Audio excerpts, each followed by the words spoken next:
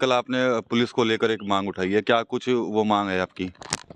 देखिए, मैं police reform के लिए संघर्ष कर रहा हूँ और मेरा ये मानना, क्योंकि मेरे पीछे कोई विरासत तो नहीं है।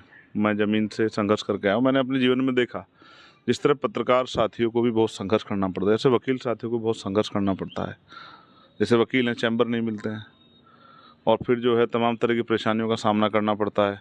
उस तरह का कोई भत्ता भी नहीं मिलता है, उस तरह से कोई बीमा भी नहीं होता। उसी तरह से मैंने पुलिस को इस तरह समझा है, क्योंकि मेरे हज़ारों बार का इंटरेक्शन है पुलिस से, कि जो पुलिस की व्यवस्था है अभी उसमें बहुत खामियां हैं। मेरा ये मानना है कि पुलिस की ड्यूटी 8 घंटे की होनी चाहिए और उनको सप्ताह में 1 दिन छुट्टी मिलनी चाहिए कि वो अपने परिवार के बीच जा सकें।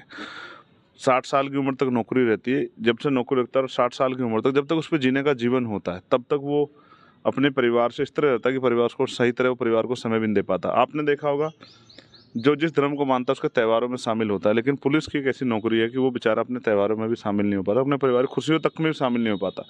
यहाँ तक कि कल ही मैंने खबर देखी जालौन की, कि एक पुलिस का कर्मचारी था जिसको अपनी पत्नी की डिलीवरी टाइम में छुट्टी चाहिए थी, लेकिन उसने छुट्टी 10 बार उसने छुट्टी की मांग की, लेकिन उसकी छुट्टी रिजेक्ट कर दी गई, उसको छुट्टी नहीं दी गई। उसकी पत्नी, उसके बच्चे ने दम तोड़ दिया, उसको 1 महीने की छुट्टी दी गई। मैं उसकी पीड़ा को अपनी पीड़ा के तौर पर महसूस कर रहा था। मैं समझता हूँ कि एक एक छुट्टी के लिए कई कई बार पेश होना पड़ता, फिर भी छुट्टी नहीं मिलती। एक तरह का फ्रस्ट्रेशन जो है, मन में जो है कुंठा के भाव हो जाते हैं। तो इसलिए मेरा मानना है कि पुलिस को 8 घंटे की ड्यूटी और सप्ताह में 1 दिन छुट्टी, उनकी जो वेतन विसंगति है वो दूर होनी चाहिए।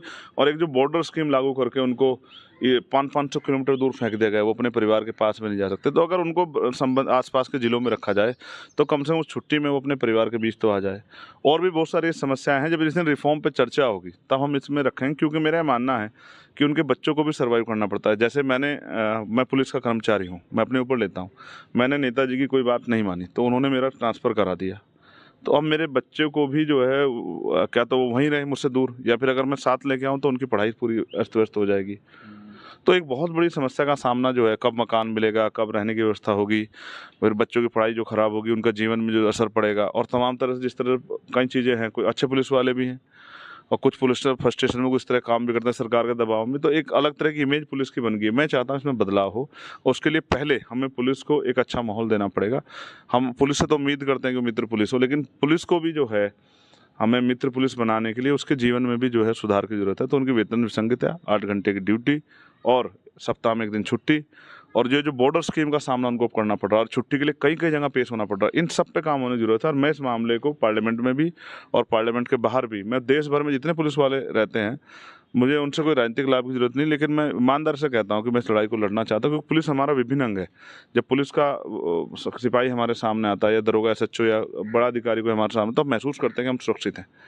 तो जिसके छाया में हम सुरक्षित महसूस करते हैं, उसको भी जो है एक अच्छा माहौल देना और उसके चेहरे पे हँसी लाना हमारी ज़िम्मेदारी। मैं विश्वास दिलाता हूँ पुलिस कर्मचारियों के साथियों को कि उनकी इस लड़ाई को मैं बहुत मजबूत से लड़ूंगा और मजबूर कर दूंगा कि सभी नेता इस बात को उठाएं और पुलिस की समस्या का हल हो।